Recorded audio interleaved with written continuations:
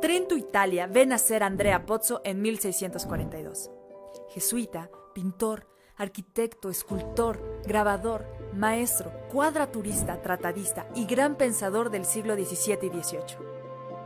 Andrea Pozzo, uno de los principales exponentes del arte barroco en Europa, dota de espiritualidad y profundidad a las artes plásticas desde la perspectiva que plantea una nueva mirada de la vida. El pensamiento de Andrea Pozzo, a través de su obra, logra compartir una mirada de inmersión y reflexión desde la fe y la espiritualidad en el campo de las artes. La Galería Andrea Pozzo es un espacio de encuentro entre la comunidad universitaria y las artes, que fomenta la construcción del pensamiento crítico con base en el análisis de la realidad. Esta galería presenta exposiciones de talla nacional e internacional con distintos lenguajes visuales que comunican el pensamiento universitario jesuita como eje de educación y formación con incidencia responsable y social. La Galería Andrea Pozzo es un espacio de apertura para las artes dedicado a la comunidad universitaria.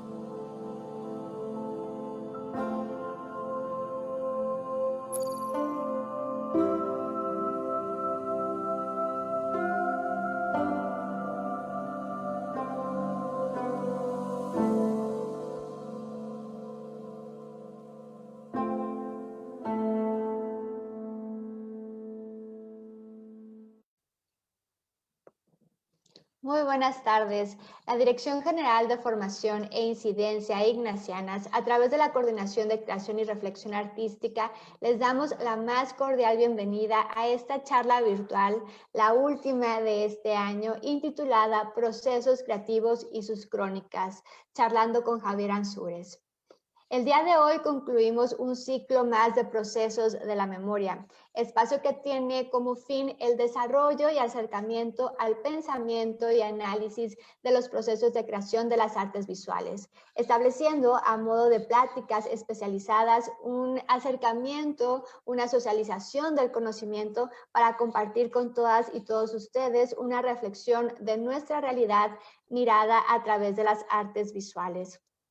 Nos complace muchísimo cerrar este año, este periodo de otoño 2020 de procesos de la memoria, acercamiento con artistas desde el oficio, con el gran maestro del dibujo y de la pintura, Javier Ansúrez Torres, a quien agradecemos muchísimo desde nuestra casa de estudios, desde la coordinación, su disposición para poder compartir con toda la comunidad sus experiencias y saberes. Muchas gracias, Javier. También agradezco a mis compañeros Miguel Ángel Ortiz, jefe de exposiciones y moderador de esta charla, y a Luis Carmona, quien está a cargo de los controles y hace posible esta transmisión. Gracias a todas y todos ustedes por acompañarnos en esta tarde de procesos y durante todo este año. Les recuerdo que pueden dejar sus preguntas y aportaciones en la cajita de comentarios de esta publicación. Para nuestra coordinación es muy importante poder establecer un diálogo e interactuar con todas y todos ustedes.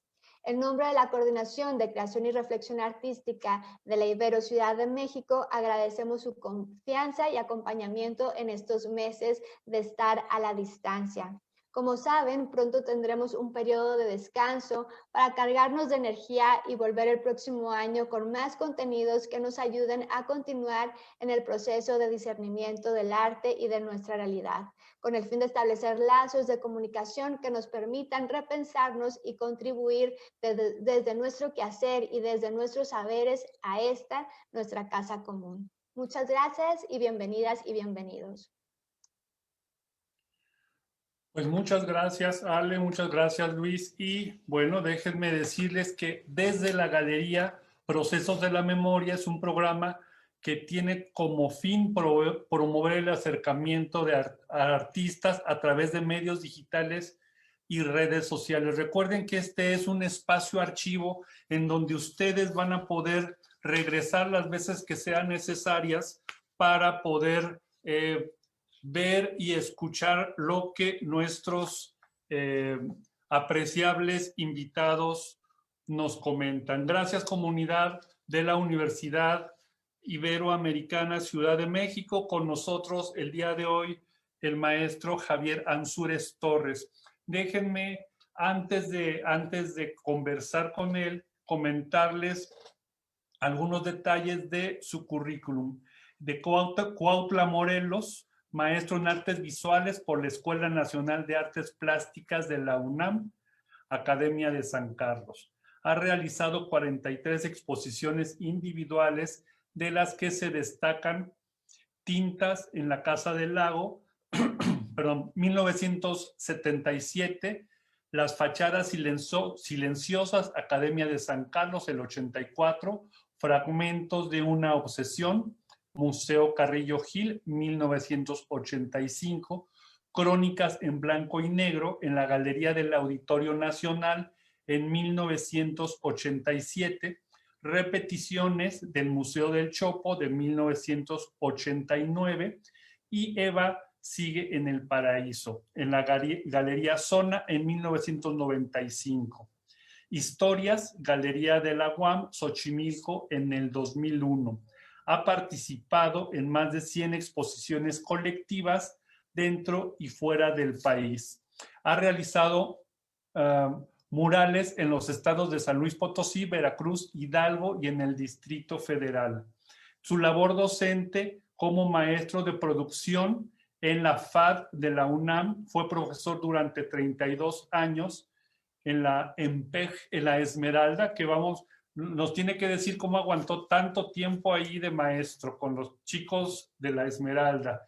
Premios obtenidos: 1983, adquisición Salón Nacional de Pintura de Limba; 1988, mención honorífica el Salón Nacional del Dibujo de Limba, el DF, en el 92.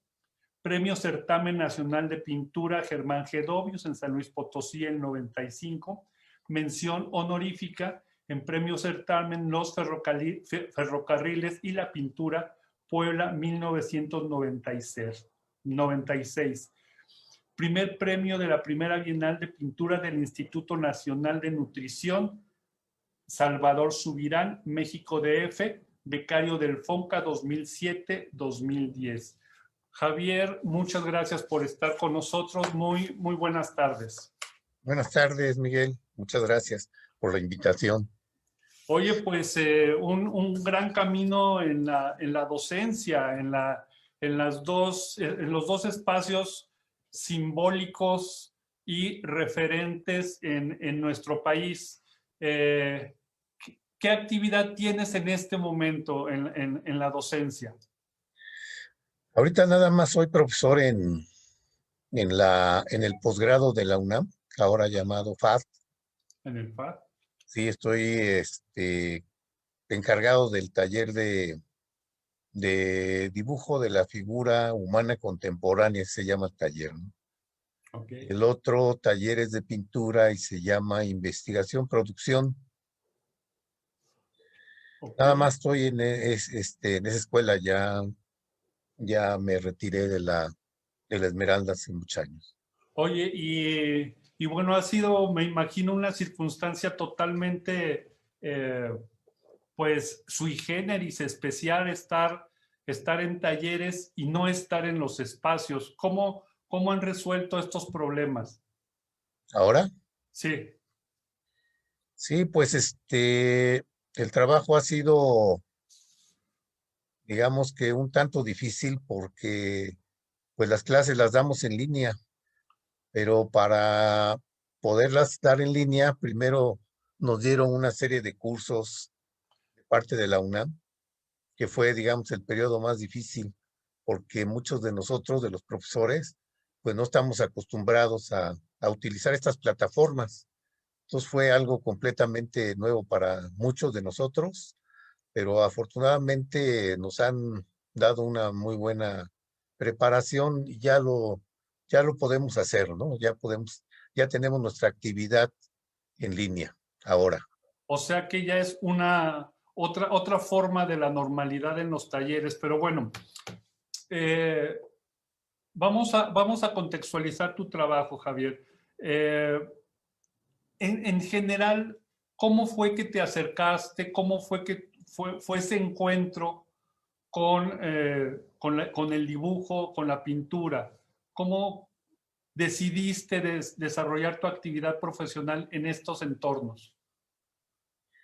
Bueno, pues yo creo en el destino Okay. y cuando estudiaba la secundaria, era una secundaria que daba prácticamente acceso a la vocacional. Creo que se les llamaba prevocacionales o secundarias técnicas, ¿no? El hecho es que uno ya no tenía que hacer examen para entrar a una vocacional. El hecho es que en ese último año reprobé muchas materias Okay. y ya no pude tener acceso a la vocacional. Entonces me dediqué a varias actividades y entre otras, siempre recordé lo que decíamos los compañeros. Tenía dos compañeros que uno me decía que iba a ir a San Carlos, pero pues decir que iba a San Carlos, pues era como decir que iba a arquitectura o a ingeniería o a cualquier otra escuela, ¿no? Es decir, yo no tenía la menor idea de lo que era San Carlos. Y tenía otro compañero que por cuestiones de trabajo de su papá tenía algunos cuadros y, y muchos de ellos no eran de él, sino que eran como una especie de préstamo, restauración o no sé qué. El hecho es que me llevaba a verlos, ¿no? Entonces, también él de alguna forma me decía que San Carlos y San Carlos, ahí en su casa había algunos Carlos Mérida y algunos otros pintores, y por ahí quedó rebotando simplemente las imágenes, hasta que, pues un buen día, me encaminé por ahí, por el centro histórico, y vi la academia, y entonces entré a la academia, pero sin tener conciencia exactamente qué era, ¿no? Qué era San Carlos. Y digo, siempre el patio está solitario a la fecha, ¿no? Sigue solitario. Y pasó por ahí un alumno, bueno, deduzco ahora que era un alumno, y le pregunté qué era, porque yo veía ahí esculturas y pues el espacio es muy bonito, muy agradable. Y le pregunté qué era eso, y me dijo que era una escuela de arte, que de pintura y de dibujo y de escultura, pero así como que llevaba mucha prisa, y me dijo, pues ve y pregunta allá arriba, ¿no? Entonces fui a la secretaría que estaba en el otro piso y ya pregunté qué se requería para entrar, y pregunté si yo podía entrar simplemente, ¿no? Y me dijeron que sí. Ya me dijeron el día que tenía que ir a hacer los exámenes, que eran unos 2 o 3 meses después, y me presenté, y por ahí empezó una historia que pues no imaginé, no imaginé que iba a ser el destino de mi vida, ¿no? Porque bueno, además hay una cosa, Javier, bueno, el destino de tu vida, pero también el destino de muchas personas, porque bueno, has formado a muchas generaciones en cuanto, básicamente yo tengo la idea que es en el dibujo. Entonces, bueno, esas circunstancias creo que abrieron muchas puertas. Tú, después de este encuentro, ¿cómo fue, así brevemente, para que nuestra comunidad de la universidad tenga una idea, cómo fue ese encuentro ya dentro de la academia? ¿Cómo es ese proceso y hacia dónde te llevó? Bueno, pues en principio entré a la escuela. Digo, tampoco sé mm, cómo, porque no, pues de hecho no había practicado el dibujo antes, ¿no? Bueno, el hecho es que entré. Ok, Y ya una vez que, digamos, empecé a tomar clases con los maestros, sobre todo con los de dibujo y pintura, pues era un sistema muy distinto al que posteriormente aprendí, pero en aquel tiempo todavía se usaba copiar. En ese tiempo se usaban formas geométricas para empezar a dibujar. Entonces ponían un cuadrado blanco y había que dibujarlo durante, no sé, 15 días o un mes según, ¿no? El grado de dificultad. Y después una pirámide, y después una esfera, se iba complicando, ¿no? Después ya con cosas de metal, con de vidrio, y luego ya el maestro nos sacaba que hiciéramos una perspectiva ahí dentro de la misma escuela. Entonces esto fue, digamos, el inicio digamos, de un aprendizaje que posteriormente se confrontó de una manera muy fuerte con la entrada del maestro Gilberto Aceves Navarro a la escuela. Eso ya fue cuando íbamos en tercer semestre, no, cuarto, quinto semestre, ¿no? Tercer año. Sí, Oye, tercer año. Y entonces el maestro, pues llegó y revolucionó la manera de aprender a dibujar. Porque entonces aquí él partía del hecho de, en principio, pues educar la visión, más que repetir lo que, digo, aparentemente vemos, pues él nos afinó la manera de observar. Entonces todos sus ejercicios fueron con esa idea y digamos, en síntesis, pues es un método que él dice que no es método, pero en realidad sí lo es, ¿no? Que de observación, de experimentación y en un momento dado estructurar un lenguaje propio, ¿no? Ese es, digamos, en síntesis su manera de proceder. Yo ok. tuve la suerte de estar ahí dos años escolares con él y posteriormente fui en esa época se les llamaba ayudante, ahora se les llama adjuntos, ¿no? Los adjuntos. Estuve 3 años con él, con el cual aprendí muy bien el método y posteriormente ya ingresé como profesora en el taller de dibujo. Y a partir de ahí, pues no solamente, digamos, he sido un profesor de dibujo, sino que he sido un practicante constante de esa disciplina, que a la fecha lo continúo haciendo, ¿no? Oye, Javier, bueno, ese ha de haber sido un choque de ideas en cuanto a los métodos tradicionales y el nuevo método que el maestro el maestro Gilberto, pues propició. ¿Cuál es lo que te impactó más de este nuevo método? ¿Qué es lo que eh, bueno, lo que has descubierto ha sido mucho, pero ese primer momento, ¿cómo fue? Pues en principio se rompen tabúes, ¿no? Ok, Desde que, digamos, el que se inicia en el dibujo sufre muchísimo porque no le sale, ¿no? Y eso es muy lógico. Digo, no le sale porque no sabe, ¿no? ujú, Entonces, en principio, pues, él no te exige que salgan las cosas bien, sino que lo que te enseña es a observar a través de una serie de ejercicios que se van realizando, digamos, en gran número, se hacen rutinas, ¿no? Y sobre todo tú vas viendo el avance que, digamos, si en principio hacías un dibujo muy rápido, cada vez tú vas viendo que vas observando más, vas descubriendo más cosas y te vas tardando también más. Entonces, pues sí es un planteamiento un tanto diferente al otro método y sobre todo hay una cosa que es muy importante, que digamos el maestro siempre era como un gran chamán ahí en el taller, ¿no? Que entusiasmaba a todo el mundo y de lo que yo entendí es que para aprender a dibujar, pues te tiene que gustar dibujar y no ser un suplicio, ¿no? ujú. Por estar midiendo, porque te quede bien, porque te quede correcto. Entonces, con esta práctica de ejercicios, lo que me di cuenta era que al que le gusta dibujar, pues va a dibujar. Y entonces, una vez que a uno le gusta dibujar, pues entonces viene el aprendizaje.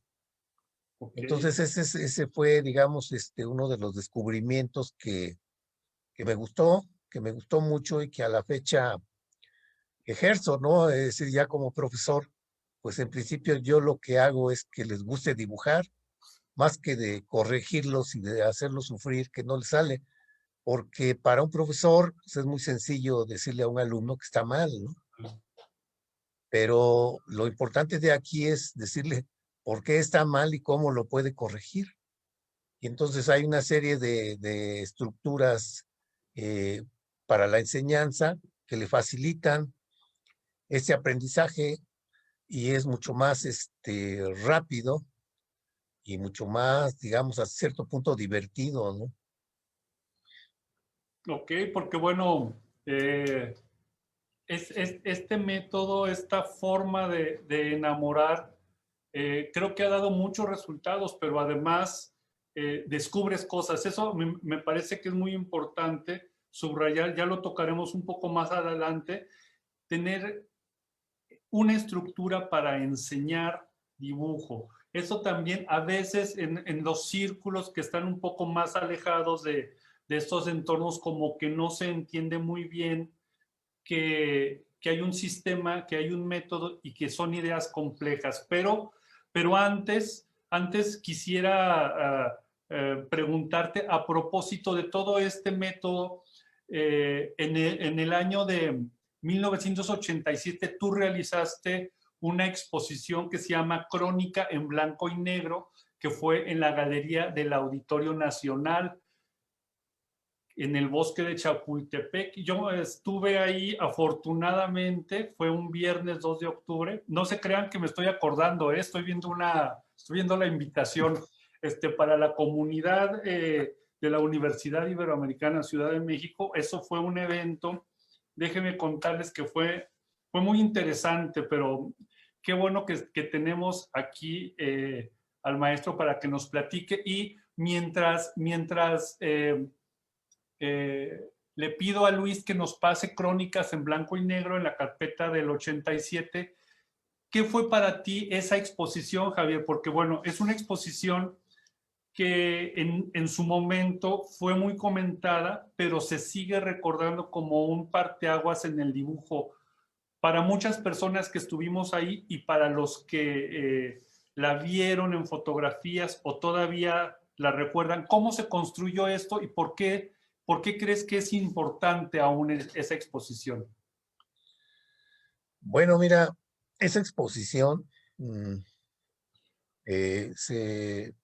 digo, tiene una historia atrás que voy a tratar de hacer lo más breve posible. Okay. Yo tenía ya una fecha para el Museo Carrillo Gil y era de pintura. Y yo en ese momento, cuando me dieron la fecha y todo, pensé poner un par de dibujos solamente. Y como suele suceder en la actualidad, te posponen las fechas, ¿no? Y entonces decidí poner 4 dibujos grandes. Según yo, en esa época grandes eran 1,20, ¿no? De 1 metro por 1 metro. Y así se fue posponiendo hasta que llegó un momento en el que, pues me piqué, ahora sí que me piqué dibujando y empecé ya no a pensar en 1, 2, 3, 4 o 5 dibujos, sino simplemente me puse a dibujar, dado que las pinturas pues ya las tenía. El hecho es que entró a un periodo de remodelación el museo y me propusieron que hiciera esa exposición en otro lugar. Y les dije que sí. Y después yo creo que con el tiempo se les olvidó que ya me habían dado otro lugar. Y Okay. finalmente hice la exposición en el Carrillo Gil, pero de pura pintura, que fue en 1985. Y esta exposición, cuando empecé de 2 años después, me dieron la fecha para exhibir en este lugar que ya no existe, pero era una galería muy grande, ¿no?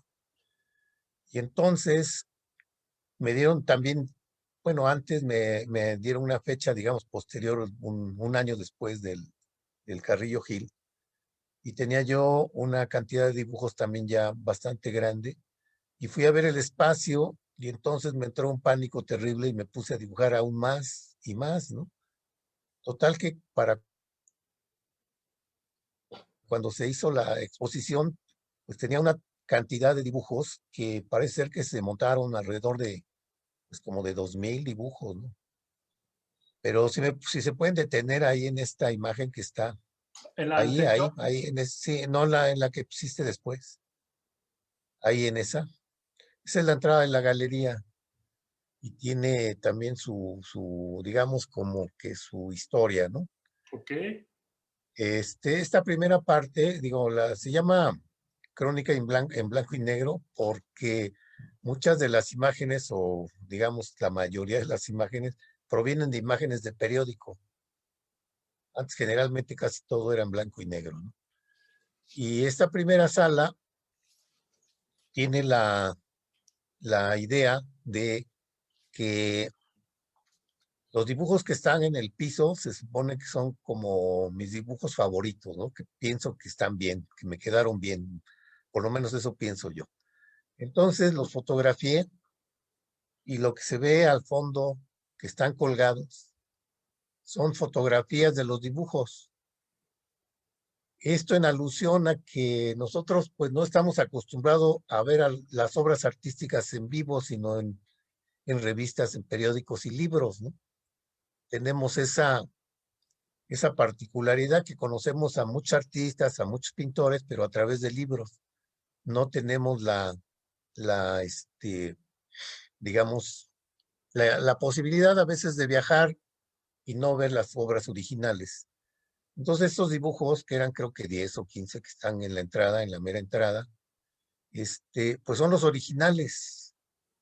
Y eso es una especie como de ironía, ¿no? De que iban a pisar los invitados, los originales, e iban a ver las reproducciones en las paredes. Y para esto estaba el piso, lo forré de blanco y estaba inmaculado, ¿no? Antes de que se iniciara la exposición. Entonces, esta es la primera parte de la exposición, es una sala, y posteriormente ya se entra, digamos que esta sería como la antesala para entrar lo que sería ya una crónica de la ciudad, que se pueden Podemos, adelantar, ok. si pueden adelantar ya las fotos. ¿Dejamos que corran? Sí, sí, ahí entran las primeras personas que le preguntan al policía que si pueden pisar, ¿no? Porque no había otra manera. No había otra manera de hacerlo. Sobre todo los primeros que entraron, pues fueron los que estaban, digamos, más sorprendidos y preguntándole al policía si podían hacerlo, ¿no? Ya después ahí se hizo la inauguración formal y ahí están los dibujos. Y cuando empezó a entrar la gente, esto yo no lo vi, pero me lo contó un alumno, que me decía que había una señora que estaba muy angustiada porque pisaban los dibujos. Y entonces cada vez que entraba más gente, ella estaba como escandalizada. Y cuando cesó un poco la entrada de gente, porque tuve la fortuna de que fuera muchísima, se agachó, lo despegó, lo enredó y se fue. Que es el de la invitación principal, ¿no? Y además nadie le dijo nada, ¿no? Fue, digamos, el único detalle de que se llevaran o despegaran más dibujos. Nada más fue uno solo, ¿no? Oye, pero además es una muy buena cantidad de obra, pero además eh, había muchos procesos de trabajo. ¿Cómo fue esto? ¿Cómo fuiste construyendo esto? ¿Tenías una idea o se fue generando? Pues al principio tenía una idea de dibujarlos bien, ¿no? Pero posteriormente, más bien, a lo que entré fue un proceso de dibujo en el que me planteé que solamente iba a usar tinta china y papel y que además iba a tratar de usar todos los estilos que me salieran. Que no fuera una línea, ¿no? Una especie de estilo, Ujú, sino ujú. que se combinaran pues todas las maneras de las que podía yo dibujar con plumilla, pincel o brocha y tinta china. Y igual en los tamaños, ¿no? De todos tamaños. Esos fueron los presupuestos bajo los que hice esta exposición, que además, pues, digamos que la idea era de ponerlos en el piso, pero pues no imaginé la, es- pues el resultado, ¿no? El resultado, porque ya cuando se empezó a montar y cuando quedó terminada y cuando la vi ya toda montada, pues me dio una sensación de que, pues no solamente uno veía los dibujos, sino que estaba dentro de los dibujos. Entonces, Era, era algo muy interesante en ese sentido, ese tránsito, pero a ver, eh, aquí hay como varios cruces y uno de lo que me parece muy importante es que no necesitabas un estilo para decir algo. O sea que se iban construyendo. ¿Qué se construye primero? ¿Cómo recuerdas ese fenómeno? Se construyó primero la idea del no estilo o la mano, la forma de hacer, te fue dando varias soluciones a los problemas visuales. pues yo creo que en este caso, digamos, uno tiene el control de, digamos, de la mente, vamos a decirlo así, ¿no? Que manda la mano, pero en este caso yo tengo también la idea que la mano tiene su propia inteligencia y su propia manera de expresarse, independientemente de lo que le mandes a hacer. Ok, Entonces aquí, digamos que hubo las dos cosas, ¿no? Se conjugaron las dos cosas y fue lo que también yo en ese momento descubrí, que quería hacer una cosa y me salía otra. Y entonces lo que me dije fue que por qué tenía yo que luchar en que mi mano me obedeciera, pues también quisiera sus cosas, ¿no? Y así fue, o sea, digamos que es la combinación de las dos, de las dos maneras de proceder. ok. Oye, y también, bueno, además de todo lo que causó para los estudiantes de ese momento, también eh, para sorpresa de muchos artistas que ya estaban, digamos, eh, eh, en las primeras filas, fue todo un acontecimiento, pero además hay algo. Esto del estilo lo quiero que lo retomes porque en tu obra, a través de los años, esto que dices de la mano, se me hace muy interesante. Se ve la mano, pero no Es se... el dibujo que se robaron, A ese, el único dibujo que se robaron. ya estará ahí en la super colección. En el trayecto de tu carrera hay mano, se ve que trabajas mucho, pero no hay un estilo. Eso no te conflictúa porque pareciera que si no hay un estilo, no existes, ¿verdad? Últimamente, ¿qué pasa en esas reflexiones a través de la imagen que tú haces? Pues digo, digamos que parte de mi, digo, disciplina, si se puede llamar así, o sea, de mi quehacer más que disciplina, pues siempre está el dibujo. Está el dibujo, pero está el dibujo también como una práctica, ¿no? Como el que le gusta salir a caminar o como el que le gusta correr o andar en bicicleta, que lo hace cotidianamente. Digamos que en mi caso yo lo hago pues sin ninguna pretensión. Digamos, es una práctica en la que pues muchas veces no espero nada, más bien es una especie como de hasta terapia, podríamos decir, ¿no? Sin embargo, con el tiempo revisas los dibujos y de ahí te pueden surgir alguna idea, alguna beta que tú puedas explorar. Y entonces digamos, a partir de esas ideas, pues entonces, pues las sigues, ¿no? Y les das cuerpo. Ok, Y en este caso, me parece que me sucedió algo similar, más bien esto de pintar o de dibujar, porque así lo hago, me llevó había hecho yo dos exposiciones, pues que digamos desde donde yo lo veo, pues que había puesto de parte de mí, pues un esfuerzo, digamos, pues extremo no me refiero a que sufras o que sea malentendida la palabra, sino simplemente, pues hace las cosas hasta digamos, hasta cierto momento donde se te agotan. Más bien a eso me refiero, ¿no? Y había tenido estas dos exposiciones, sobre todo la del Carrillo Gil, que fueron cuadros muy grandes, que no solamente tiene que ver con pintarlo, ¿no? Sino hasta con comprar los materiales, comprar las telas y sobre todo el transportarlas, ¿no? Porque son cuadros pues grandes y muchas veces por ejemplo, se me olvidó uno en no sé qué parte y tuve que pagar bastante para que me lo llevaran a mi casa porque era, porque era muy grande y no cabía en un lugar, digamos, en un vehículo pequeño.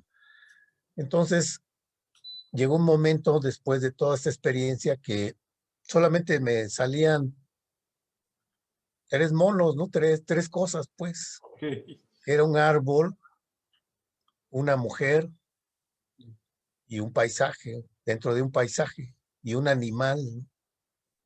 Entonces estuve dibujando mucho tiempo, el cual llegó un momento en que me sentí, digámoslo en términos metafóricos, acabado, porque no me salía otra cosa. Y a partir de ahí, pues estuve pensando, estuve mirando los dibujos, y entonces concluí en una cosa, digo, si no me sale nada más que esto, pues voy a hacer esto. Y entonces surgió la exposición que se llama Repeticiones, ¿no? Y entonces ahí también el presupuesto era que no fuera digamos, tan numerosa ni tan grande, que numerosa sí lo es, pero los formatos son pequeños. Y estaba yo tan contento cuando se hizo la exposición que todo lo que que llevé más bien yo al Museo del Chopo, pues cupo en una cajuela, ¿no? Lo Okay. cual, digamos, los pintores sabemos cómo sufrimos para transportar cosas. Y entonces, se exhibió, si es posible poner esa carpeta de repeticiones. Por favor, Luis, la de la 9. Es esta exposición en el Museo del Chopo. Y la imagen es la misma. Es un árbol, una mujer y un animal dentro de un paisaje, que es pues es una metáfora que yo le doy, ¿no? Que es el instinto a la vida, ¿no? La mujer, pues siempre representa la maternidad, la vida, en términos muy generales, ¿no? Es la vida. Y el animal que aparece siempre por ahí también, pues es el instinto, ¿no? El instinto de vida. Y el árbol, bueno, pues es la naturaleza, lo mismo, ¿no? Es decir, como que es el planteamiento, pues es realmente muy sencillo. Es, digamos que en términos generales podemos decir que sea un canto a la vida, ¿no? Al instinto de la vida, más bien. A ver, Javier, pero hay una cosa aquí que, que, que da también, que abre muchas ideas. Por ejemplo, el sistema de trabajo que desarrollaste previamente también tiene ciertas conclusiones y ciertas formas de expresarse mental y emocionalmente. La exposición repeticiones, ¿tú crees que hubiera podido ser si hubieras usado otro método de trabajo? ¿Cómo, No, cómo se relacionan estos métodos de trabajo con las obras mismas? pues digo, cada exposición que he hecho tiene, digamos, su propia mecánica, ¿no? En principio, muchas veces yo hago el trabajo y no estoy pensando en hacer una exposición, sino simplemente lo hago y una vez que tengo los suficientes trabajos o estoy a punto de terminar lo que yo pienso que ya podría configurarse una exposición, pues busco un espacio. Y entonces, si encuentro un espacio y tengo la posibilidad de adecuarlo a ese espacio, lo hago. Entonces, si se requieren modificar alguna idea sobre lo que ya tenía, pues se puede agrandar o se puede limitar o se pueden anular algunas partes, ¿no? Entonces, cada serie así nace, ¿no? Y nace de, digamos, no de una idea previa, sino de un trabajo que hago, como lo había mencionado, como un entrenamiento que posteriormente yo ya voy dirigiendo. Entonces es como la mecánica de llevar a cabo el trabajo que realizo. También aquí en esta exposición de repeticiones, pues lo único que se me ocurrió fue cambiar los materiales. Okay. Y hay acrílicos, hay óleos, hay trabajos sobre hoja de oro, con wash, acuarela, ¿no? Todo lo que varió fueron esas técnicas, y las figuras pues son las mismas a tal grado, digamos, tengo hasta este momento la fijación que podría continuar haciéndolo, ¿no? Oye, bueno, ya que estamos en procesos, ¿qué te parece si vamos a la siguiente exposición que tenemos aquí en las carpetas, que es del 95, y Eva sigue en el paraíso, para que también Luis nos ayude a pasar estas imágenes? Y bueno, las amigas, los amigos de la comunidad de la Universidad Iberoamericana Ciudad de México, si no tenían la cercanía con las obras del maestro Javier Ansúrez, pues bueno, puedan tener una pequeña probadita de lo que ha hecho a través de los tiempos. Y bueno, ya estamos aquí viendo la exposición. Cuéntanos sobre esta obra, Javier. Sí, si dejas fija la primera que tenías.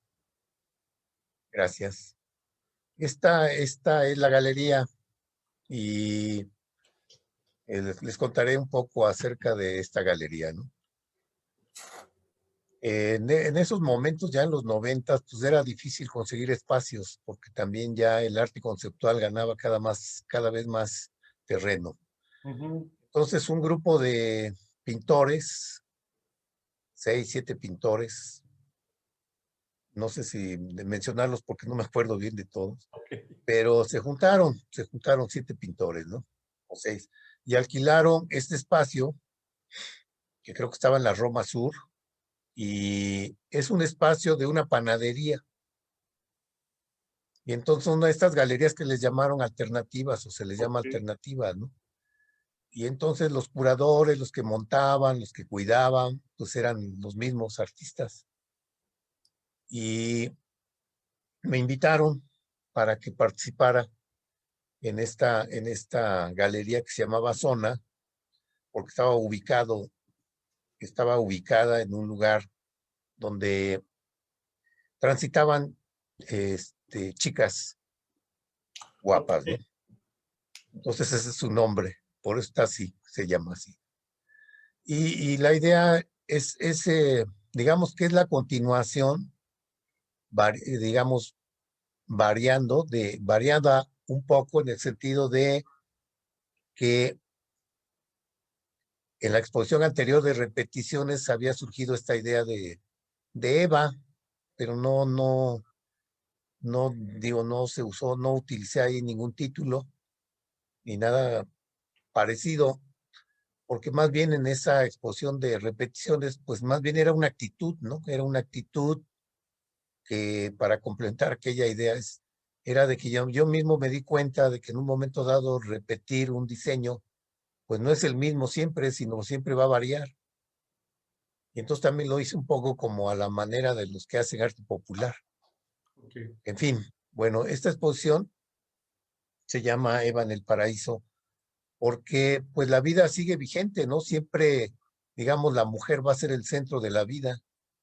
Y con esta idea, aquí los cuadros no necesariamente, digamos, tienen una vista literal, es decir, no se leen como que tenga que aparecer Eva en todos los lugares, pero hay ahí, en todos estos cuadros, pues hay una serie de temáticas aparentemente distintas, pero todas están movidas por la vida, ¿no? Por el instinto, que han nacido ahí. Esta galería tenía un apartado, que es lo que estamos viendo ahí, y si me lo dejan tantito fijo. Es un salón verde, completamente verde, que también empecé yo a trabajar con estas exposiciones que había hecho con óleo, y lo que se me quedaba siempre era el verde. Ok. Y entonces, pues digo, una de las particularidades que tengo de que se me ocurren cosas, pues decidí hacer cuadros verdes porque no porque no tuviera otros colores, sino porque tenía muchos verdes, ¿no? Y no solamente, digamos, empecé a hacer los verdes porque tenía muchos verdes, sino más bien la idea la tomé, bueno, más bien empecé a pintar los cuadros verdes, pero no sabía qué resultados a la larga iba a tener. Hasta que un buen día, por ahí atrás de San Carlos, fuimos a comer en uno de esos vecindarios que hay o que había, no sé ya. Y había un lugar donde íbamos, donde todo era verde, el mantel, ¿no? Todos los adornos, las paredes, el piso, todo era verde. Y entonces dije, pues voy a reproducir a mi manera esta idea, ¿no? Y, y este cuarto fue así, ¿cómo se llama? La conclusión, pues de esa idea que vi en ese comedor.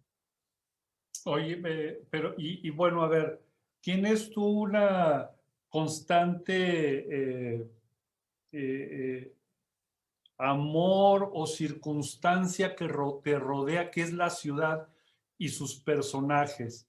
Pero me supongo que también tienes eh, eh, a esos artistas que son referencia, bueno, de la historia del arte.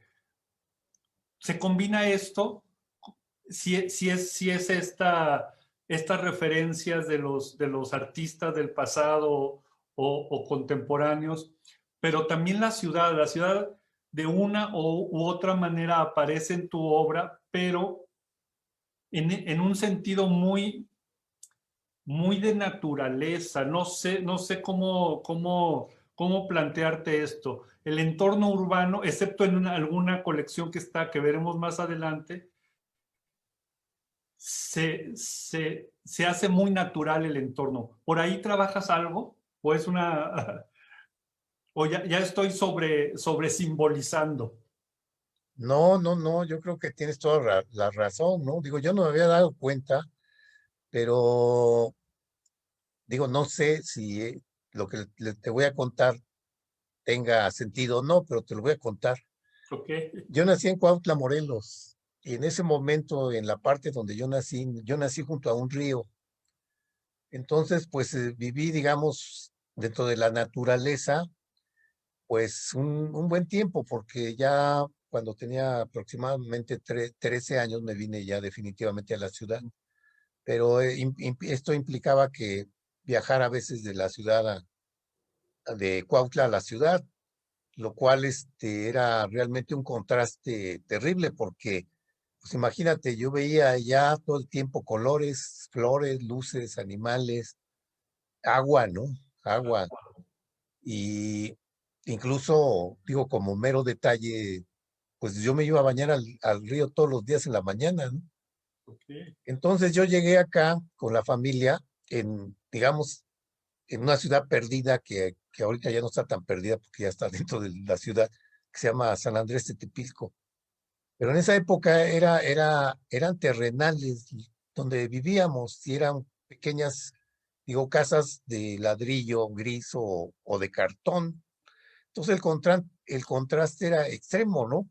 Mientras yo venía de un lugar absolutamente limpio, ahora sí que en el sentido físico, ¿no?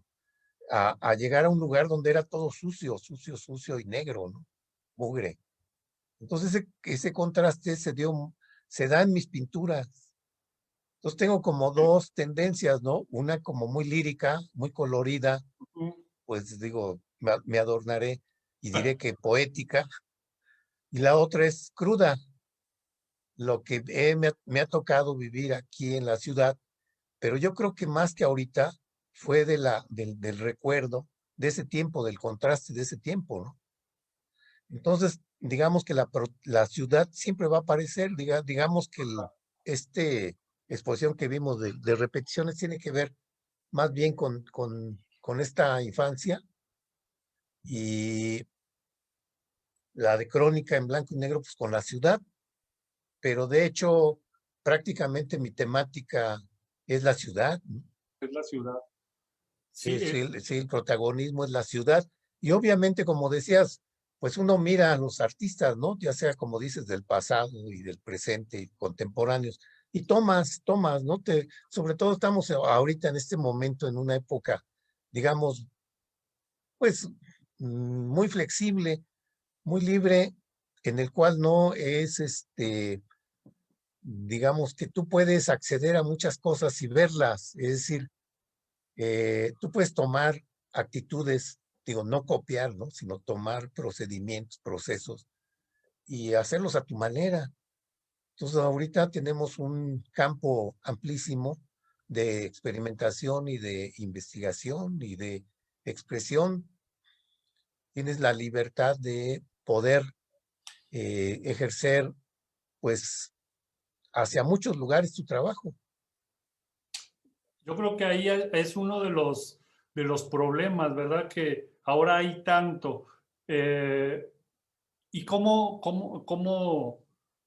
encontrarlo? Ahí está una de las preguntas, pero yo me imagino que en este trabajo de docencia también influyen estos procesos, esto que también se me hace muy interesante, cómo un método de trabajo te puede resolver ciertas ideas y cada persona va a poder tomar algo de ese método. ¿Es así? ¿Tú lo ves así en tus talleres?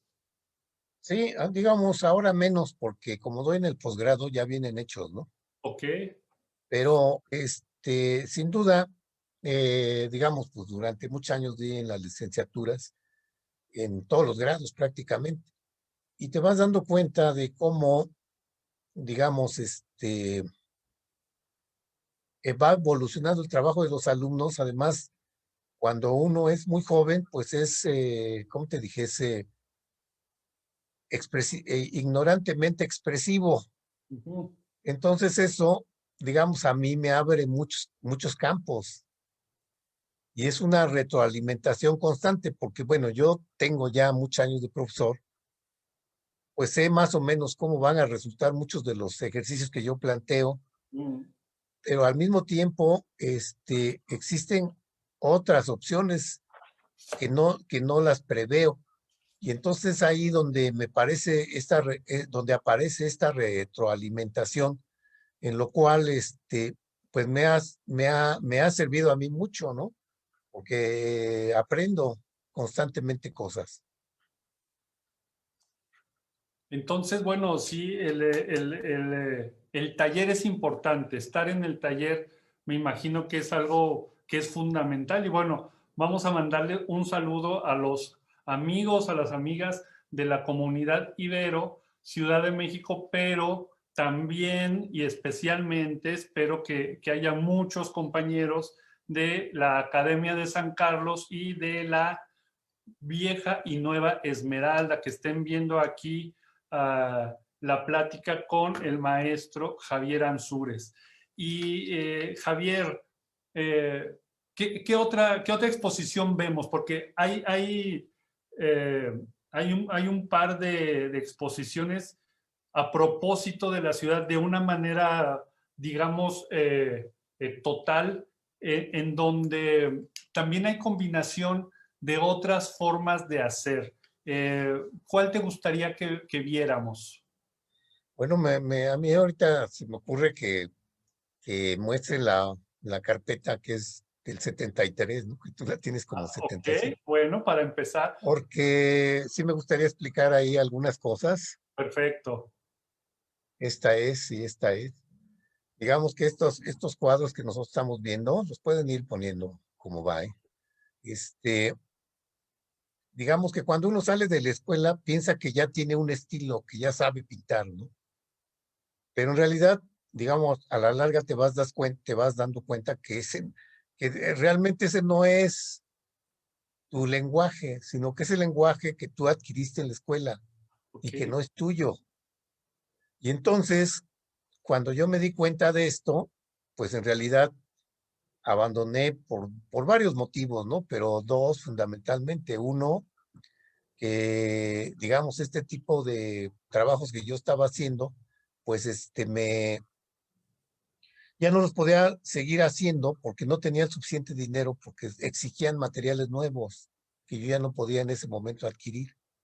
Entonces lo que hice fue ponerme a dibujar mucho, mucho, sin ninguna, como te menciono otra vez, sin ninguna pretensión. Ujú. Y empezaron a salir esas cosas que ahorita nos empezaron a poner, se fueron convirtiendo. Bueno, digo, todo esto tiene que ver porque como era profesor de dibujo, pues siempre dibujaba el desnudo, pero pues practicaba el dibujo del desnudo porque pues ahí lo tenía, ¿no? Y cuando había posibilidades de hacerlo, lo hacía. Si en un momento dado ese desnudo, y principalmente después de memoria dibujaba un torso, pues empezaron a surgir una serie de elementos como muy figurativos, como animales. Y entonces, como repito otra vez, pues como que a lo que va saliendo, pues ya le vas dando una orientación. Y entonces fue que surgió esto, ¿no? Estos son los Ok. que empezaron a surgir, que aquí hay como una sugerencia de animales que igual seguí y que me llevaron, digamos, a hacer una especie como de helado, digámoslo de esta manera, ¿no? El lado lírico de mi trabajo, que fue como de una manera un tanto fantasioso y muy proyectiva de mi infancia, que pueden adelantar más, si pueden más ahí en 70, pero no, ya está repitiendo. La siguiente carpeta, ¿no? La del 78. Sí, Ah, sí. esta. Esta aquí ya tiene que ver con los recuerdos de la infancia. Si podemos ir un poco más rápido.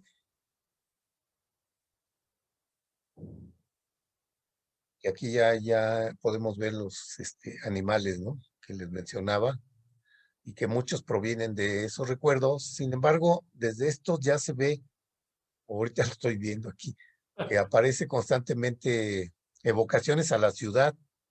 Ujú, ujú, ujú, ujú. Y más adelante sí tenemos más La del imágenes.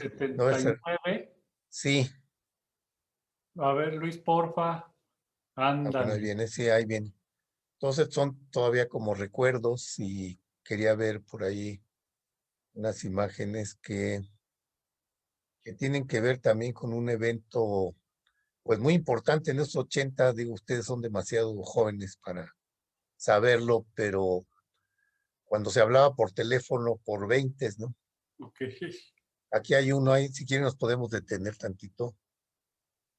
En esa época bueno, tener un teléfono en casa pues era muy difícil y muy caro, ¿no? Si tenías el dinero, tardaban años en poner una línea. Y si usábamos mucho los teléfonos de la calle. Y yo me recuerdo que hubo una escasez de 20, verdaderamente terrible, porque pues andaba uno consiguiendo 20 para poder comunicarte.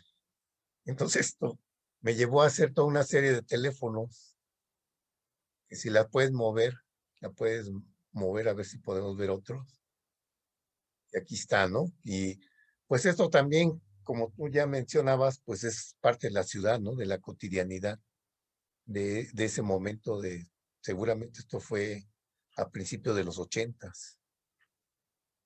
Oye, Javier, y esta trata de darnos un ejemplo para las personas que no tienen mucho acercamiento con la lectura de las obras, con la contemplación, con el acercamiento a lo visual. ¿Cómo es esta reflexión para construir otra obra? ¿Es espontánea? ¿Haces apuntes? ¿Cómo es? Mm, eh, como que, bueno, o sea, lo que te refieres es a, a cómo hago el trabajo o cómo la gente No, responde a mi trabajo. ¿cómo lo haces tú para que las personas puedan tener una idea de cómo un creador visual, como un artista, reflexiona y construye y arma estas obras? Bueno, pues en realidad nunca me he planteado pintarles, bueno, tener un proceso para eso, ¿no? Sino simplemente como que cuando planeo una serie, un dibujo o cualquier otro tipo de obra, más bien a lo que voy es a que quede bien según mis criterios, ¿no?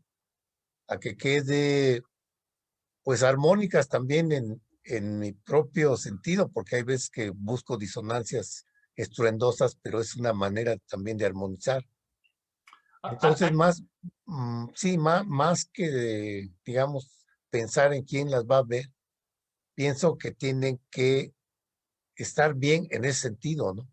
Sí, a eso me refiero, más que les guste o no a alguien, hay un planteamiento técnico, es decir, quiero que haya contraste y va a haber dos contrastes, todo esto, aunque sea algo muy sencillo para que nuestros amigos y amigas puedan tener una idea de cómo es un trabajo intelectual de un creador, de un artista. Bueno, pues en principio, pues tanto la pintura como el dibujo son lenguajes, ¿no? Es decir, el lenguaje propio de la pintura, vamos a llamar, son el color, las formas, la textura, la posición de las mismas, las distintas posibilidades que tenemos de componer. Entonces, muchas veces, antes de empezar, digamos, un trabajo una pintura, por ejemplo, que es más elaborada, ¿no? Pues antes de empezar a pintar ya probé varios tipos de composición, varias tonalidades distintas, varias maneras de resolver, digamos, a los personajes, a veces los cambio de tamaño, de lugar, de espacio. Entonces, digamos, todo esto obedece digamos, a una disciplina que aprendí en la escuela y concretamente tanto del maestro Capdevila como del maestro Gilberto Aceves Navarro, en el sentido de que es un lenguaje y que hay que mover los elementos independientemente de los temas. Entonces, esto de usar contrastes de tamaños distintos, de usar en algunas partes texturas o no, o usar superficies muy lisas, o buscar espacios que resulten gratos o ingratos. Todo un lenguaje que se requiere en el manejo de, de lo que nosotros queramos que vean, ¿no? O incluso muchas veces yo hago que algún elemento sea el que el primero vean. Entonces, pero todo esto es a partir de este manejo que uno debe de tener para poder hacerlo. Es como un escritor, ¿no? Que sabe pues todo lo de gramática, puede mover las palabras al revés y, como dicen algunos, exprimirlas. Y en este caso, pues sería lo mismo en buscar variedad de tamaños, pues no repetir, digamos, soluciones que en algún cuadro te facilitaron hacerlo, pues tratar de no repetirlo porque entonces ya se convierte, a veces ya no es tan acertado, pues como la primera vez que lo usaste. Entonces tienes que estar atento de que todo, digamos, un cuadro, como que para mí es como dirigir una orquesta, ¿no? Ir poniendo cada instrumento o el sonido del instrumento donde debe de ir. Y si no cambiarlo, si no anularlo, ¿no? O sea, Entonces todo un juego, pues. todo lo que está en un cuadro, así como nos dices, cuenta, es parte de lo que tú quieres decir, expresar a través de ese proceso. ¿Sería por Sí, ahí eso? sí, es por ahí. Digo, es que hay que tener el manejo de los elementos para poder construir imágenes, ¿no? Mm. Ok, bueno, qué otra carpeta vemos, Javier? Pues si quieres, vamos a la que tú habías mencionado ya. Híjole, ¿cuál era? La sombra del tiempo. o, o la de Metrópolis, por ejemplo. a ver, tenemos A la sombra del tiempo, pictografías, historias, convergencias, Metrópolis. Bueno, eso de Metrópolis. Vamos a ver la de Metrópolis, Luis, porque esa está intensa. Bien, platícanos de esta experiencia creativa que tuviste, que compartiste. Pues es, digamos, ahora sí que yo tengo solamente esta temática, ¿no? La de la ciudad y sus personajes y digamos la otra que es la que te decía que es más metafórica, que tiene que ver con otra exposición que se llama Historias, ¿no? Pero esta en especial, pues es una exposición que obviamente tiene que ver con la metrópolis y las imágenes que yo hago en esta exposición, pues son tomadas directamente aquí sí, casi tal cual de periódicos. Entonces utilicé la serigrafía como elemento, como uno de los elementos principales. E hice series, pero estas series no son iguales, ¿no? O sea, haz de cuenta que digo, yo nunca he encontrado mucho sentido a que repitas, digamos, 15 veces un grabado a menos que los vendas, ¿no? Okay. Pero, o las serigrafías que hagas igualitas 10. Entonces, son series que van entre 12 y 20, ¿no? Por ahí. Pero después las he trabajado a mano. Entonces, pues ninguna es igual, ¿no? Te digo, son iguales, pero no iguales. Con la idea también un poco pues de la monotonía que uno vive, digamos, en mi caso, ¿no? Que yo vivo aquí cerca de un metro, me subo al metro, me voy al Zócalo, me bajo, camino a la escuela, y es un trayecto monótono, así puede ser diario, pero en ese diario suceden cosas, o sea, es igual, pero no es igual, ¿no? Sobre todo por ejemplo, en la calle de Moneda, pues siempre hay cosas que la alteran, a veces hay vendedores, ¿no? Hay veces que hay una orquesta tocando ahí en la casa de la imprenta, hay veces que hay un mariachi, es decir, como que va cambiando, está el organillero, es decir, no es lo mismo siempre. Entonces, un poco la idea de llevar a cabo aquí, o por lo menos para mí en la ciudad, estos ritos repetibles, pero no iguales. Entonces, un poco esto, porque también te toca ver, digamos, por ahí hay una imagen de una chica que va caminando en la calle, pero te toca ver también dramas, ¿no? Entonces, pues te das cuenta de del cambio que constantemente vivimos y de las maneras de vivir en la ciudad, que es una ciudad verdaderamente frenética y que siempre está uno a las vivas, ¿no? Tiene uno que estar muy alerta de lo que sucede a tu alrededor. Entonces, esta es la chica que camina por ahí, aquí en la ciudad. Y eso, digamos, también digamos, esto también simboliza un poco esta chica, lo que es la vida, ¿no? El instinto de vivir. Entonces, constantemente aparecen calacas que pongo ahí, calaveras, que es como esto, ¿no? De que somos finitos y de que el peligro es constante, ¿no? Pues un choque, un accidente en el metro, pues un asalto, etcétera, etcétera. Pues vivimos en esta tensión que me supongo que los capitalinos hemos aprendido a vivir en alerta por ejemplo, la diferencia, digamos, entre hace 5 años y ahorita, es que antes te andabas cuidando de que no te robaran, ¿no? De que no se acercara algún sospechoso a ti, y ahora que no se acerquen a ti porque te pueden infectar el COVID, ¿no? Entonces, es una doble ahora es doble, porque si antes tenía sospechas de muchas gentes, ahora tienes sospechas de todo el mundo. Okay. Entonces, así vivimos, bueno, así vivo, digo, no creo que yo viva la ciudad así, sino que una buena parte, ¿no? Vivimos así. Ok, bueno, entonces es la reflexión constante del entorno y de lo igual, pero que siempre es diferente.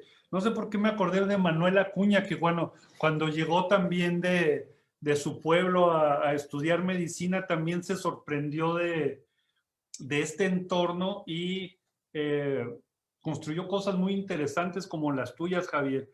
Eh, pero en el fondo creo que hay también es esa sorpresa, pero también es esa maravilla del entorno, el entorno urbano, porque bueno, en la serie que vimos, eh, para mí es una serie de imágenes muy fuertes,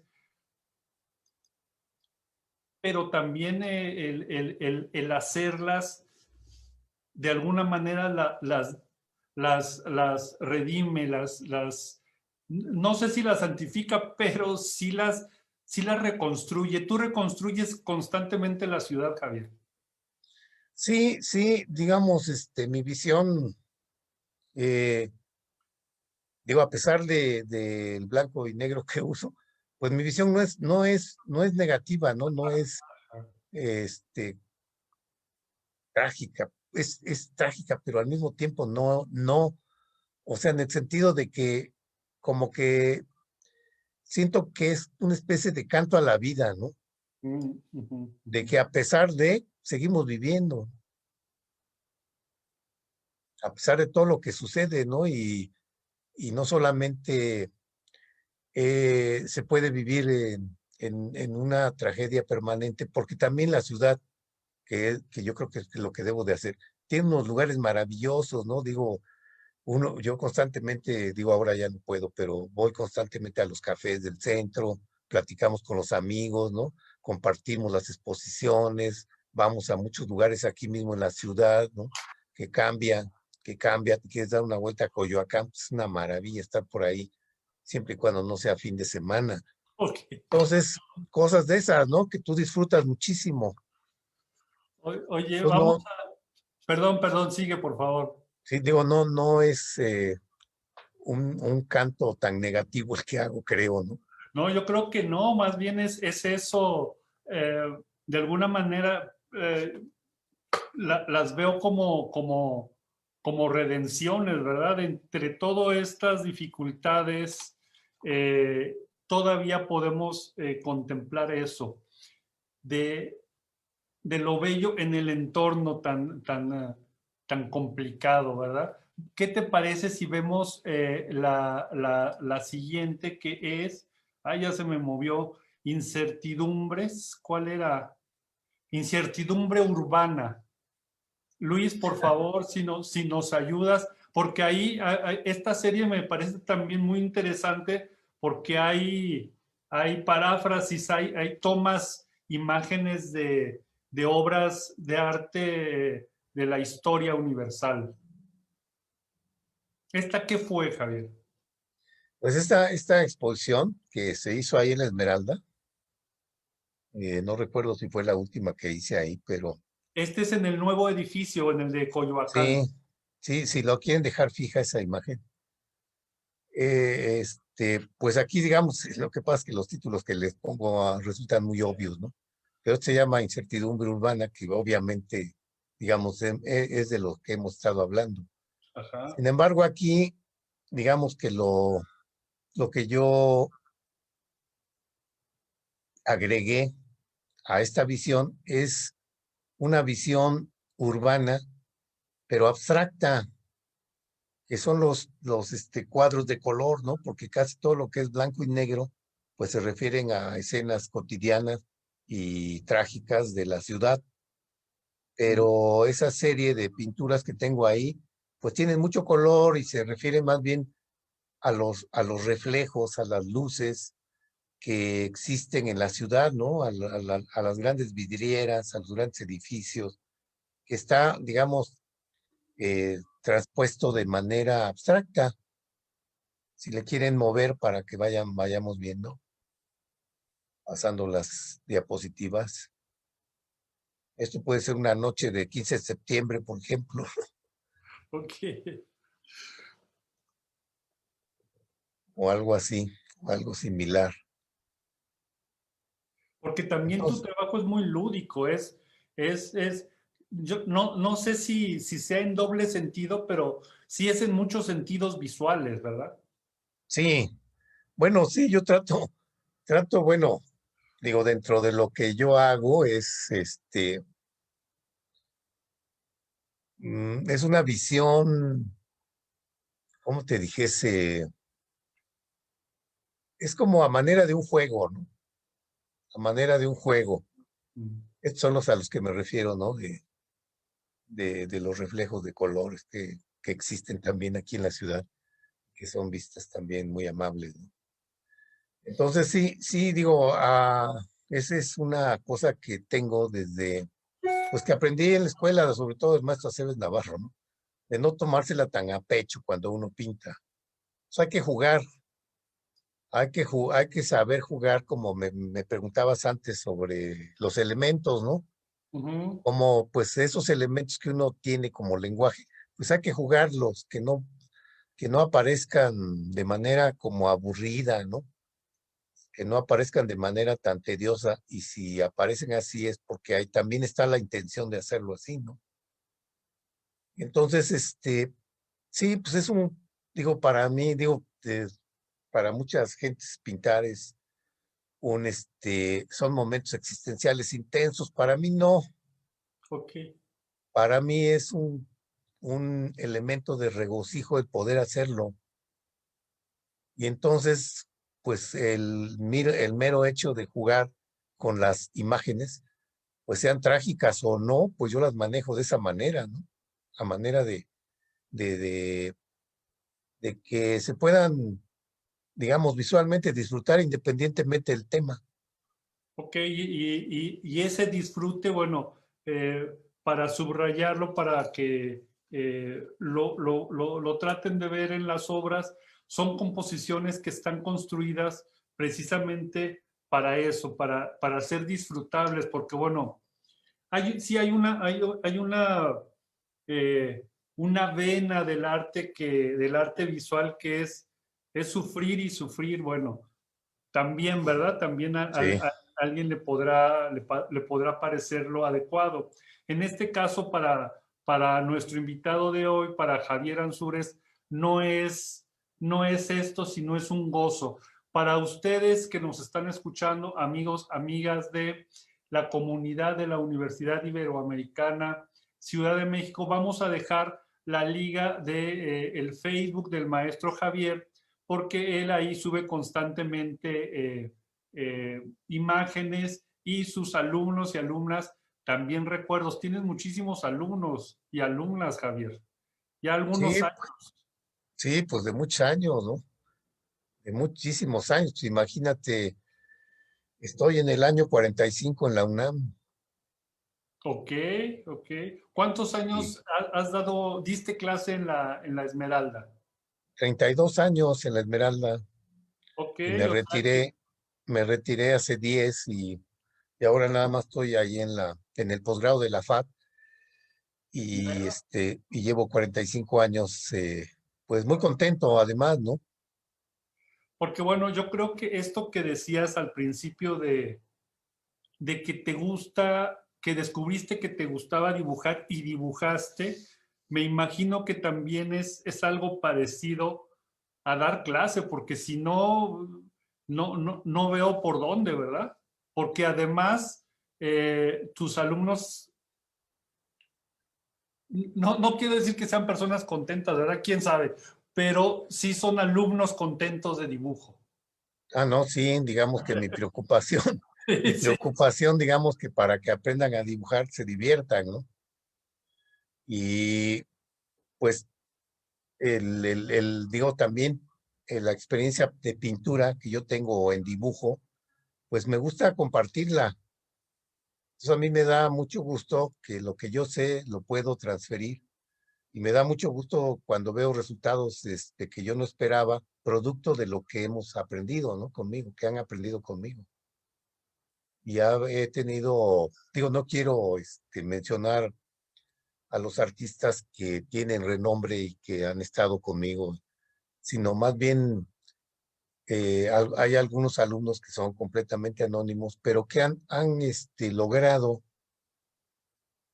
es decir, su pretensión no era un tanto ser grandes artistas, sino realizar algo que les gusta y nada más, y se sienten muy contentos. O sea, que digamos la labor de un maestro, pues es esa, ¿no? La de que, pues a lo mejor sale uno que otro por ahí que tiene cierta notabilidad social, pero hay otro tipo de gente que le es muy útil y que los hace muy felices, ¿no? Yo tenía por ahí un alumno que dibujaba, dice que él tiene otro oficio para vivir, pero dice Ajá. que todas las noches su respirador es sagrado, ¿no?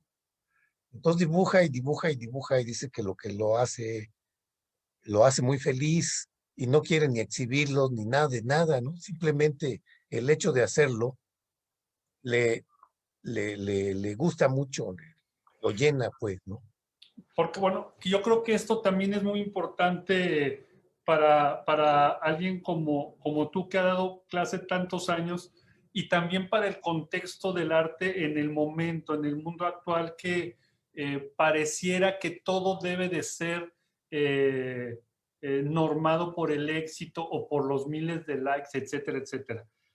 eh, el arte en ese sentido cobra una función diferente, es mucho más amplio que el museo, es mucho más amplio que esta notoriedad social que tú dices, es, una, es una especie de eje vital. ¿Cómo Sí. ves, bueno, a partir de esto que me cuentas, tú cómo ves esas experiencias de vitalidad? No, pues son, digamos que todo tanto, digamos, o tipo de alumno, ¿no? Siempre yo aprendo de ellos muchas cosas, pero es una parte fundamental para ilustrarte un poco, digamos, lo que a mí me enriquece es una experiencia. Por ejemplo, en algún momento llegó un alumno y me dijo, pues, pero digo, es también lo pongo en contexto, ¿no? Digo, hay muchos que terminan el año escolar conmigo y continúan llevándome los trabajos que hacen. Entonces alguno de ellos llegó un día y me dijo, oiga, maestro, pues le voy a traer a mis pinturas porque pues ya me he disciplinado y trabajo 2 horas diarias y quiero que me lo revise y me dé una opinión. Sí, pues le digo con mucho gusto, ¿no? Ya, en la semana se los traigo, pues, órale. Yo creo que ahí en la clase, unas 2 horas después, llega otro cuate y me dice, oiga, maestro, pues no le he traído nada. Dice, porque pues no he hecho gran cosa. Solamente le he dedicado 2 horas. Dice, ¿para qué? Entonces, todo es relativo, ¿no? Okay. Dice, uno trabajaba 2 horas y pues en realidad estaba sintiendo que no hacía nada y el otro con 2 horas estaba llenando su vida, ¿no? Entonces, todo esto para mí son parámetros, o sea, porque digamos como profesor y como artista, pues como profesor tenemos presiones fuertes porque hay que estar al día de lo que está pasando en la actualidad, ¿no? Entonces constantemente hay que estarse informando, preguntando, investigando, por un lado, ¿no? Por el otro lado, pues tienes, digamos, no quisiera llamarlo así, pero es una competencia real con tus propios alumnos. Uh-huh. Tienes además a tus maestros, que digamos son ejemplos maravillosos como el maestro Gilberto, pues que prácticamente murió ya muy, digo, no muy grande, pero sí, digamos, rindió todo lo que pudo y siempre pintó. Entonces son ejemplos de los cuales tú no te puedes evadir, ¿no? Uh-huh. Te haces tú responsable. ¿Por qué? Pues eso sí no sé, pero tan es así que tienes que estar en actividad porque los alumnos que tienes, pues están dando todo lo que, que pueden dar y uno pues está también en esa situación, pues de hacerlo lo mejor posible, ¿no? Es decir, si yo no pintara, si yo no tuviera, digamos, este número de exposición, la verdad es que yo no sería buen profesor, porque no sabría, ¿no? Repetiría simplemente pues lo que aprendí en la escuela o algunos años después. Pero no, el mismo ejercicio del arte te hace estar al día en este momento, ¿no? Sobre todo ahora pues tenemos la posibilidad y los alumnos sobre todo, pues de información que llega de todas partes, de adquirir pues de entrar a muchos lugares, de adquirir conocimientos de otras maneras, no necesariamente en la escuela, ¿no? Ok. A ver, en lo que seguimos platicando, le voy a pedir a Luis que nos ponga la carpeta de dibujos para ir cerrando esta charla. Me parece muy importante que los compartamos. Y bueno, Javier, tú tienes una mano de trabajar, el dibujo, la pintura, tienes una construcción de ideas para compartirlas a través de las composiciones visuales. Así como has cambiado en ese proceso de hacer, también me imagino, a propósito de lo que decías, que cambia la forma de enseñar. Se van afinando cosas, se quitan, se ponen. ¿Cómo ha sido esa evolución en el Javier profesor de dibujo? Pues mira, para mí ha sido muy interesante este proceso de profesor, porque pues yo entré, digo, ya no voy a hacer la historia de cuando era estudiante, pero cuando empecé a enseñar dibujo en San Carlos, posteriormente entré a la Esmeralda, y en la Esmeralda, en esa época eran horarios largos en los cuales podías formar muy bien a los alumnos. Entonces, cuando cambió la carrera de pintor a licenciatura, pues entonces ya teníamos espacios donde ya no era posible tener una continuidad y se dificultaba más la enseñanza, ¿no? Pierdes mucho tiempo volviendo a empezar algo que ya tenías casi en las manos. Y eso sucede mucho en la UNAM, ¿no? Que los semestres son muy breves y que no puedes tú dar más de lo que tienes porque no es posible. Entonces, ese cambio fue, digamos, drástico, porque antes de que se hiciera la licenciatura, en la Esmeralda dominaban dos tendencias de edad, ¿no? En la mañana iban muchas señoras y en la tarde iban muchos señores. Okay. Pero era un tal revoltijo que era realmente interesante, porque tú podías tener a un alumno de 45 años, pero podías tener un alumno de 16 años, que no había una edad para entrar. Entonces, aquello era como muy rico en el sentido de que ahora sí que los jóvenes inyectaban energía a los señores grandes y los señores grandes inyectaban experiencia a los chicos. Entonces, así se formó Germán Venegas, ¿no? Sergio Hernández, Parodi, ¿no? Macotela. Bueno, Macotela no estuvo mucho tiempo. Pero, digamos, en ese ambiente se formaron. Y entonces, ese fue el primer cambio que yo sufrí, porque después, y también, digo, fue una pérdida porque tanto en las dos escuelas superior secundaria, posteriormente ya solamente podían tener acceso con prepa. Entonces ahí eliminaron a un buen número de probables artistas, ¿no? De la manera más feroz. Y ese fue, digamos, el primer cambio que se dio. Pero también en la Esmeralda, el segundo cambio drástico fue cuando nos cambiamos. Cuando nos cambiamos de edificio, nosotros tenemos, bueno, a ti te tocó todavía estar allá en San Hipólito, ¿no? Ajá. Se llama? En San Fernando. El edificio era verdaderamente feo, es un espanto de edificio, ¿no? Y habitarlo, pues en realidad era muy feo, pero ya que estabas dentro te sentías muy feliz, ¿no? Pero era muy amable para el trabajo que nosotros hacíamos.